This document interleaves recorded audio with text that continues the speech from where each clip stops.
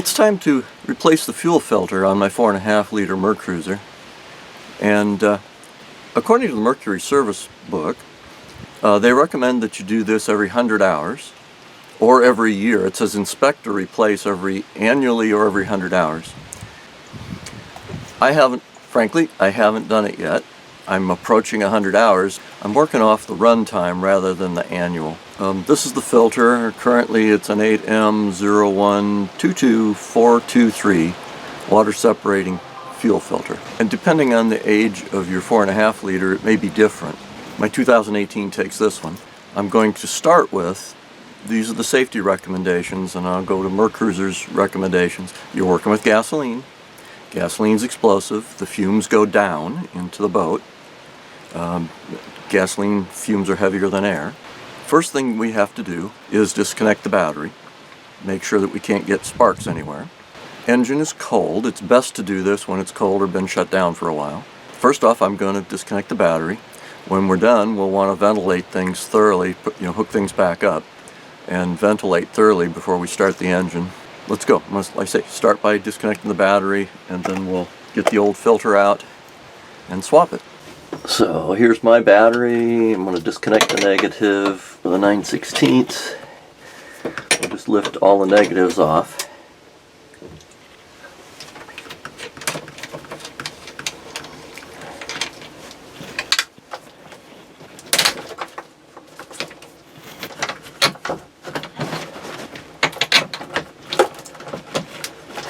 And position them so they can't touch. The filter is down here. And the recommendation is, the process is to take the cap off. Then you end up with a look at the cover of the filter that has lugs on it. And they make a special tool for it, but they also tell you that you can just get a screwdriver in here and turn the screwdriver on the lugs. So first thing is, we want to break this filter loose with a screwdriver before we take it out of the bracket. Because once you get out of the bracket, it'll be hard to hold on to. So we'll break it loose and then lift it out from there. Get our screwdriver in here, and I picked one on purpose that has a square shank to it. I'll just turn that guy. They want you to have a rag close by so that as you take it apart, you can catch any spray, because possibilities of things being under pressure.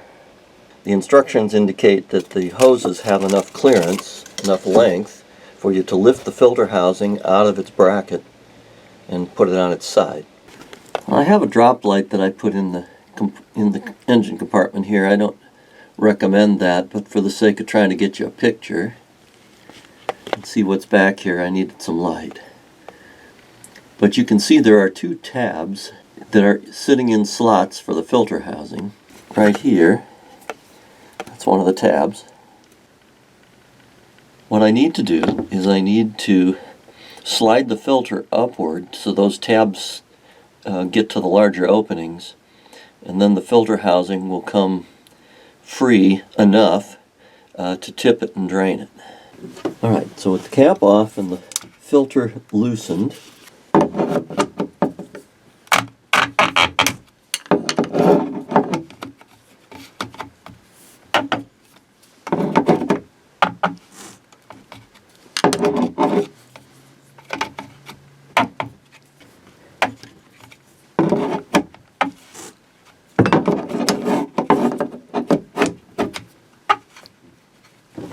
now I just need to try to lift that up until it comes free. There it goes.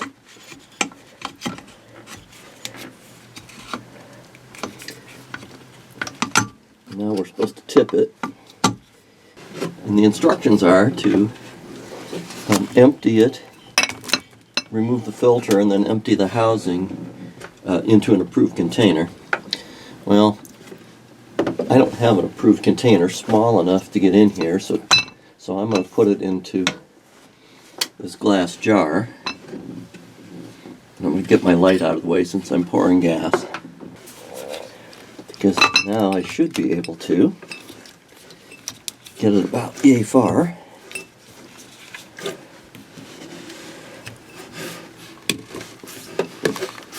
I have it loosened about a turn. Now it's going to drain into the bucket, like so.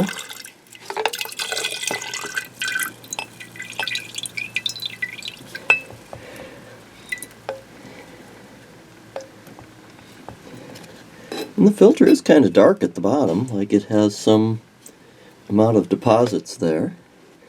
But that's the filter, so we'll get it out of the bilge. We'll get this gas jar out of here. The instructions are to properly dispose of that gas.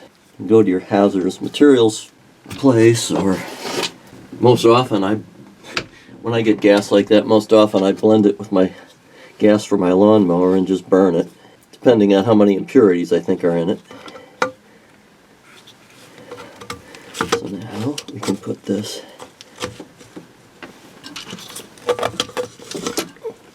back into position. Feed those tabs in there. Come on.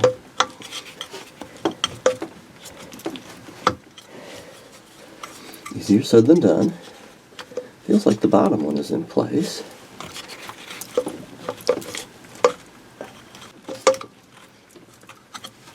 There it goes. Snap it in. Just takes a good push. Alright, now that's back in place. Alright, so here's the fresh filter element. Nice and clean. The instructions are to lubricate the O-rings, and my oil can typically just has 30 weight straight weight engine oil in it.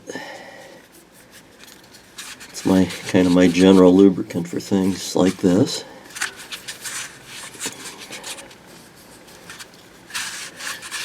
So we'll oil that down. Filter housing's back in its tabs, and then we'll spin this back in. I just want to make sure that it goes in and does not get cross-threaded, so let's take a harder look at this here.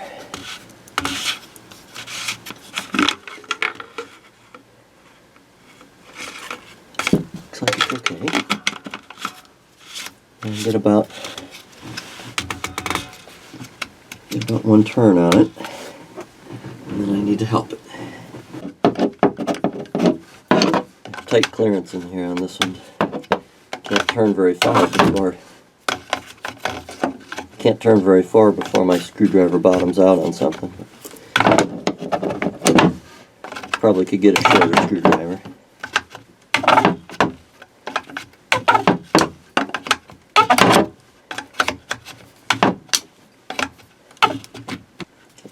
Over tighten it. Back it off here a little. Just make sure it's snug. Alright. That's good. And then put the cap back on it, like so. Now, there's one more step. I'm going to let the fumes clear out a little bit, and then connect the battery, ventilate, and then they want you to do is turn the engine ignition on to run. Don't start it, don't crank it, but they want it turned on so that the fuel pump powers up, and then to check it for leaks.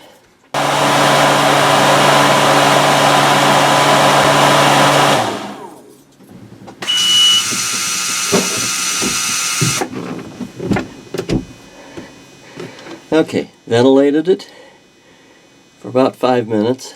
I let it sit for quite a while before I went and hooked the battery back up, because you don't want to end up with a spark at the battery terminals igniting anything either. It's connected. The engine is on. The fuel pumps I heard come up. And I don't see any, I do not see any fuel leakage around the cap. Put the service cap back over it. All looks good. Great. Well, that's how you change that fuel filter. It's not too tough. The toughest thing is getting enough leverage to lift it up that half an inch or an inch to disengage the tabs. You kind of got to grab the housing pretty good and pull, give it kind of a yank, and then up it popped and out it came sideways, and then flip it on its side. So not too bad, but that's another job done for me, and now I'm good for another 100 hours or so. So that's all for now. One last thought as you're considering the fuel filter change. Sometimes in the past I've been one who would stretch it a little bit, and technically I'm stretching it now because, you know, Mercury says replace it every year or 100 hours, whichever comes first, and I'm holding to the 100 hours. But there is some risk to that, and you know, you should consider. In the olden days, my first boat, I plugged up a fuel filter once, and the engine would lay down on power and end up stalling, and because I didn't change it fast enough. And that didn't matter, it was an 80s boat. But today, with these engines that have catalysts on them, you really never want to run out of fuel. You really never want to have a fuel filter plug up, because the misfire that you get into will damage your catalyst pretty fast. You know, holding to Mercury's recommendation is probably a better thing. I just have to confess that I've been working to hours and not to years. So, just food for thought.